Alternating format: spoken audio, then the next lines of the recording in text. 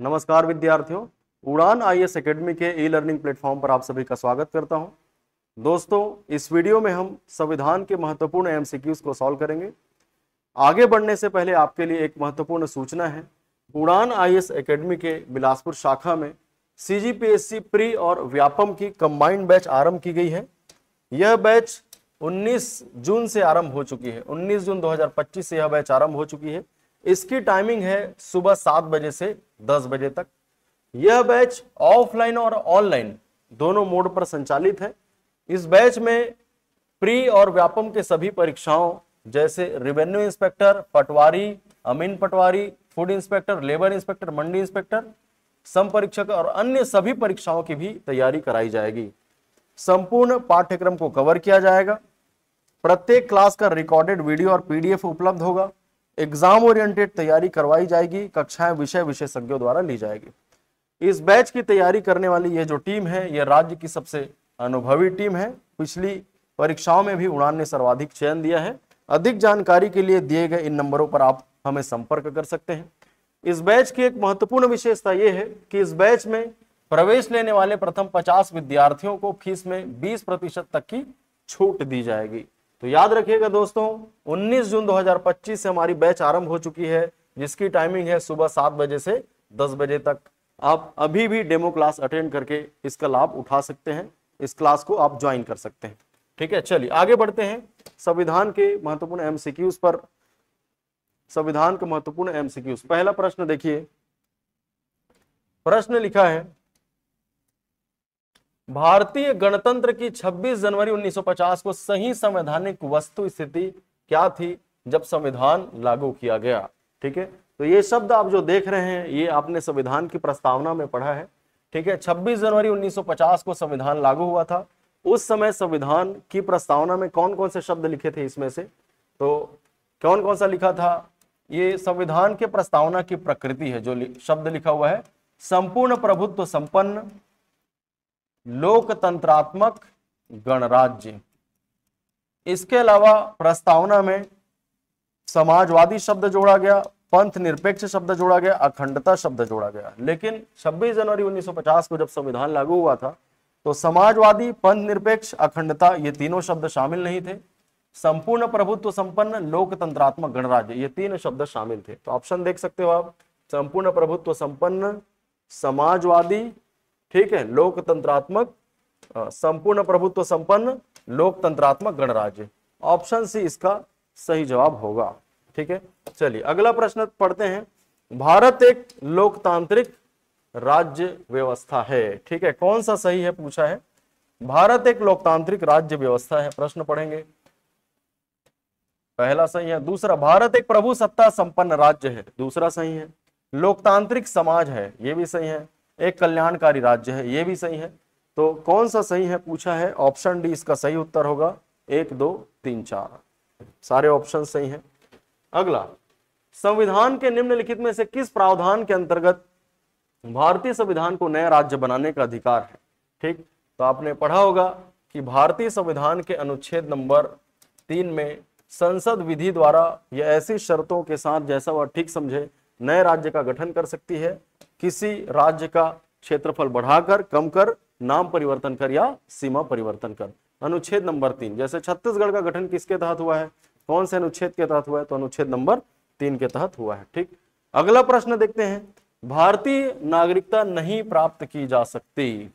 ठीक है, तो भारतीय नागरिकता किसके तहत प्राप्त की जा सकती है। जन्म से प्राप्त की जा सकती है, वंश क्रम से प्राप्त की जा सकती है, पंजीकरण से, प्राकृतिक रूप से और क्षेत्र समाविष्टि के आधार पर। इन 5 प्रकार से भारत की नागरिकता प्राप्त की जा सकती है। अब इसमें भारतीय बैंक में धन जमा करके, ऑप्शन डी है, यही इसका उत्तर होगा। क्योंकि किस तरीके से भारतीय नागरिकता नहीं प्राप्त की जा सकती पूछा है, तो भारतीय बैंक में धन जमा करके। ठीक है, अगला प्रश्न पढ़ते हैं। मौलिक अधिकार क्या है। ठीक है, तो इसका उत्तर होगा वाद योग्य। इसका मतलब है मौलिक अधिकारों का उल्लंघन होने पर आप न्यायालय में वाद कर सकते हैं, केस कर सकते हैं, याचिका लगा सकते हैं। ठीक है, मौलिक अधिकार का वर्णन भारतीय संविधान के अनुच्छेद 12 से 35 में की गई है। यह अमेरिका के संविधान से प्रेरित है। ठीक है, चलिए आगे देखते हैं।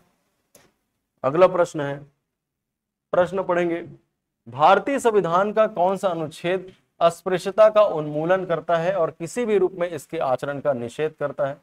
तो ये प्रावधान भारतीय संविधान के अनुच्छेद 17 में की गई है। इसके अलावा 16 में क्या लिखा है? लोक नियोजन के विषय में अवसर की समता, 18 में उपाधियों का अंत और 15 में धर्म, मूल वंश, जाति, लिंग, जन्म स्थान इत्यादि के आधार पर भेदभाव नहीं किया जाएगा। ये सारी बातें लिखी है। अस्पृश्यता का उन्मूलन भारतीय संविधान के अनुच्छेद नंबर 17 में उल्लेखित किया गया है। ठीक है, चलिए आगे बढ़ते हैं। प्रश्न लिखा है, निम्नलिखित में से किस एक को नागरिकों के मौलिक अधिकारों का रक्षक तथा भारत के संविधान का अभिभावक माना जाता है? ठीक है, तो इसका उत्तर है उच्चतम न्यायालय, क्योंकि मौलिक अधिकारों का उल्लंघन होने पर आप कहां जाएंगे? मौलिक अधिकारों का उल्लंघन होने पर उसका उपचार प्राप्त करने के लिए आप उच्चतम न्यायालय या उच्च न्यायालय भी जा सकते हैं। यहां पर इसका उत्तर होगा उच्चतम न्यायालय। अगला प्रश्न है, भारतीय संविधान के 44वां संविधान संशोधन से मौलिक अधिकारों की श्रेणी से निम्न में से किस अधिकार को हटा दिया गया है? ठीक, तो इसका उत्तर होगा संपत्ति का अधिकार, जिसे 44वां संविधान संशोधन अधिनियम 1978 के तहत मूल अधिकार की श्रेणी से हटा दिया गया है। ठीक है, चलिए आगे बढ़ते हैं। प्रश्न पढ़ेंगे, उत्तर बताएंगे। बताओ भाई हेमंत, इसका उत्तर क्या होगा? भारतीय संविधान में राज्य के नीति निदेशक सिद्धांतों का विचार लिया गया है। कहां से लिया गया है? आयरलैंड से लिया गया है। सही जवाब। ठीक है, चलिए आगे बढ़ते हैं। प्रश्न पढ़िए, उत्तर बताइए। प्रश्न क्या लिखा है? सही जोड़ी मिलाइए, एक तरफ अनुच्छेद, दूसरे तरफ उसका विषय। तो अनुच्छेद 40 में क्या होगा? ग्राम पंचायतों का गठन, सही है। अनुच्छेद 41 में काम करने का अधिकार, ये भी सही है। 44 समान नागरिक संहिता, 48 कृषि और पशुपालन। तो ABCD 1 2 3 4 समझ में आ रहा है सबको? चलिए आगे बढ़ते हैं। अगला प्रश्न पढ़ेंगे, निम्नलिखित में से कौन एक राज्य के नीति निदेशक तत्वों में नहीं है? राज्य सुनिश्चित करने का प्रयास करेगा कि 4 ऑप्शन आपके पास है। पूछा है कि कौन सा एक नीति निदेशक तत्व नहीं है, तो क्या होगा इसका उत्तर? ऑप्शन सी, अस्पृश्यता उन्मूलन, क्योंकि ये एक मूल अधिकार है। कौन से अनुच्छेद के तहत? ठीक, चलिए आगे बढ़ते हैं। प्रश्न पढ़ेंगे, 42वां संविधान संशोधन अधिनियम 1976 से भारतीय संविधान में एक नया अध्याय जोड़ा गया। क्या जोड़ा गया है भाई, देख के बताइए। 42वां संविधान संशोधन अनुच्छेद, हाँ, मौलिक कर्तव्य जोड़ा गया। कौन सा अनुच्छेद जोड़ा गया? भाग 4 क जोड़ा गया और अनुच्छेद नंबर 51 क जोड़ा गया। किस समिति की सिफारिश से मौलिक कर्तव्य जोड़ा गया? तो स्वर्ण सिंह समिति की सिफारिश से, जो नागरिकों के लिए है और इसका पालन न करने पर दंड की व्यवस्था है क्या? नहीं है। चलिए अगला प्रश्न है, निम्नलिखित युग्मों में से कौन सा एक सुमेलित नहीं है? एक तरफ भाग, दूसरे तरफ भाग का नाम। ठीक है, 2 में नागरिकता है, सही है। 3 में मूल अधिकार है, सही है। 4 में नीति निदेशक तत्व है, सही है। 5 में मूल कर्तव्य, ये गलत है। मूल कर्तव्य कहां पर है? 4 क में है और 5 में है संघ, जिसके अंतर्गत राष्ट्रपति, उपराष्ट्रपति, प्रधानमंत्री, मंत्रिपरिषद, लोकसभा, राज्यसभा इत्यादि का अध्ययन करते हैं। ठीक है, चलिए अगला प्रश्न पढ़िए, उत्तर बताइए। निम्नलिखित में से कौन राष्ट्रपति के निर्वाचन हेतु निर्वाचक गण के सदस्य हैं? तो राष्ट्रपति के निर्वाचन में कौन भाग लेता है बताइए? लोकसभा के निर्वाचित सदस्य, राज्यसभा के निर्वाचित सदस्य, ठीक, विधानसभा के निर्वाचित सदस्य। ऐसे केंद्र शासित प्रदेश जहां पे विधानसभा है वहां के भी निर्वाचित सदस्य। ठीक, तो क्या लिखा है? संसद के दोनों सदनों के सभी सदस्य, तो ये गलत हो जाएगा, केवल निर्वाचित लोग भाग लेते हैं। राज्य विधानसभाओं के सभी निर्वाचित सदस्य, दूसरा पॉइंट सही है। संघ राज्य क्षेत्रों की विधानसभाओं के सभी निर्वाचित सदस्य, तीसरा सही है। सभी राज्यपाल लोग भाग नहीं लेते, दूसरा तीसरा सही है। पूछा क्या है? सही उत्तर चुनिए। तो 2 और 3 इसका सही जवाब है। समझ में आ रहा है? ठीक है, चलिए आगे बढ़ते हैं। प्रश्न पढ़िए, अगर भारत के राष्ट्रपति के निर्वाचन में कोई विवाद है तो उस विवाद को सौंपा जा सकता है। उस विवाद को कौन निवारित करता है, कौन निपटाता है बताइए? क्या होगा उत्तर?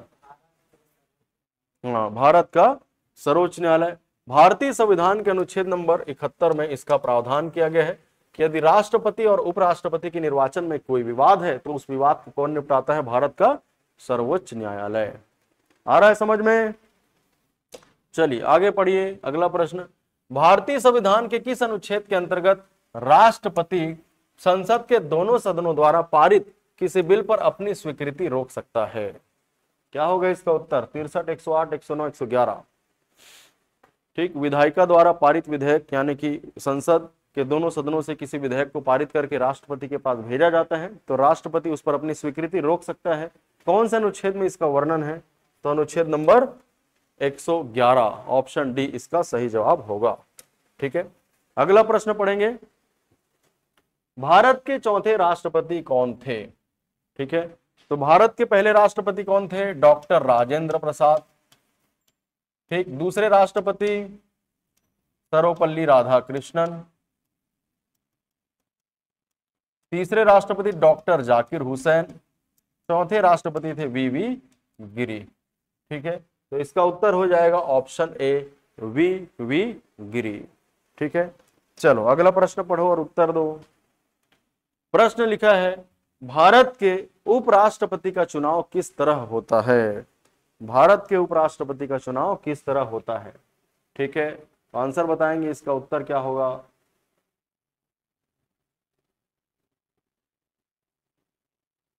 ठीक है, उपराष्ट्रपति के चुनाव में कौन भाग लेता है? तो लोकसभा और राज्यसभा दोनों के सभी सदस्य भाग लेते हैं। ठीक है, तो इसमें क्या है? लोकसभा राज्यसभा के सांसदों द्वारा। ठीक, इसमें विधानसभा लिखा है इसलिए कैंसिल हो जाएगा, मनोनयन नहीं आएगा, राष्ट्रीय स्तर ये भी नहीं आएगा। तो ऑप्शन डी इसका सही उत्तर होगा। उपराष्ट्रपति के निर्वाचन में लोकसभा राज्यसभा के सांसद भाग लेते हैं। ठीक है, अगला प्रश्न पढ़ते हैं। अगला प्रश्न लिखा है, मंत्री परिषद सामूहिक रूप से उत्तरदायी होता है। मंत्री परिषद सामूहिक रूप से उत्तरदायी होता है। तो आपने पढ़ा होगा भारतीय संविधान के अनुच्छेद 75(3) के तहत मंत्री परिषद लोकसभा के प्रति सामूहिक रूप से उत्तरदायी होता है, यह संविधान में लिखा है। तो एक संवैधानिक बाध्यता है। 1, 2, 3 इसका सही जवाब है। ऑप्शन बी इसका सही उत्तर होगा। ठीक, समझ में आ रहा है? चलिए आगे बढ़ते हैं। अगला पढ़िए, भारत में अविश्वास प्रस्ताव के विषय में निम्नलिखित कथनों पर विचार कीजिए। कौन सा सही है पूछा है। भारत के संविधान में किसी अविश्वास प्रस्ताव का कोई उल्लेख नहीं है। सही है, संविधान के किसी भी अनुच्छेद में किसी भी भाग में अविश्वास प्रस्ताव का वर्णन नहीं है। अगला, अविश्वास प्रस्ताव केवल लोकसभा में ही पूरा स्थापित किया जा सकता है। ठीक, ये भी सही है, अविश्वास प्रस्ताव केवल लोकसभा में ही प्रस्तुत किया जा सकता है। तो दोनों सही है। सही कौन सा है पूछा है? ऑप्शन सी इसका सही जवाब है। ठीक है, ठीक, चलिए आगे बढ़ते हैं। अगला प्रश्न है, निम्नलिखित में से कौन अपने प्रधानमंत्रित्व काल में लोकसभा के सदस्य थे? इनमें से क्या आएगा भाई? ठीक है, लोकसभा के सदस्य थे पूछा है, लोकसभा के सदस्य थे। हाँ, ठीक है, राज्यसभा के सदस्य नहीं, लोकसभा के सदस्य कौन थे? जैसे इंदिरा गांधी जब प्रधानमंत्री थी तो राज्यसभा के सदस्य थे। डॉक्टर मनमोहन सिंह जब प्रधानमंत्री थे तो राज्यसभा के सदस्य थे। वैसे ही लोकसभा के सदस्य इन चारों में से कौन थे? इसका उत्तर आप सभी कमेंट करके बताएंगे। ठीक है, चलिए नेक्स्ट, भारत के महान्यायवादी को कैसे नियुक्त किया जाता है? कौन नियुक्त करता है भाई महान्यायवादी को? राष्ट्रपति द्वारा। ऑप्शन बी इसका सही जवाब होगा। अनुच्छेद नंबर 76 में इसका प्रावधान है। अगला, भारत के नियंत्रक एवं महालेखा परीक्षक के संबंध में निम्नलिखित में से कौन सा सही नहीं है पूछा है। ठीक है, प्रश्न पढ़िए, ऑप्शन पढ़िए, क्या लिखा है? उसकी नियुक्ति राष्ट्रपति द्वारा की जाती है, ये तो सही है। सही नहीं है पूछा है, उनका वेतन सर्वोच्च न्यायालय के न्यायमूर्ति के समान होता है। सही है? सही है। ठीक, सेवानिवृत्ति के पश्चात वह अन्य सरकारी सेवा के अयोग्य हो जाते हैं, ये भी सही है।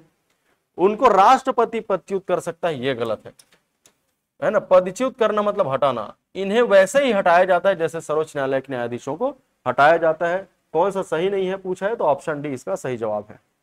आ रहा है हेमंत समझ में? ठीक, अगला प्रश्न पढ़िए।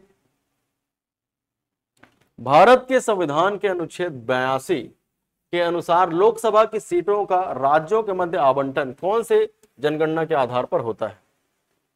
क्या आएगा इसका उत्तर?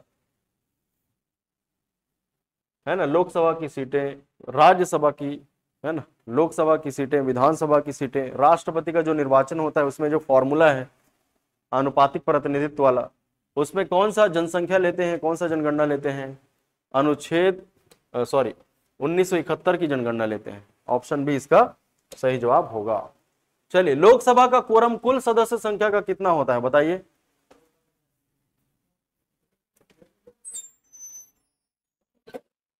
ठीक है, बताइए क्या होगा। लोकसभा का कोरम कुल सदस्य संख्या का कितना होगा। तो कोरम मतलब गणपूर्ति, मतलब बैठक के लिए आवश्यक न्यूनतम सदस्यों की संख्या कितनी होती है भाई, 1/10। लोकसभा के सदस्यों की संख्या कितनी है, निर्वाचित सदस्यों की संख्या 543, इसका 1/10 कर दो भाई, राउंड ऑफ करके 55 लोग आएंगे तभी बैठक संपन्न हो सकेगा। ठीक, चलिए आज का अंतिम प्रश्न पढ़िए, उत्तर बताइए। लोकसभा के स्पीकर का यानी कि लोकसभा के अध्यक्ष का निर्वाचन कैसे होता है।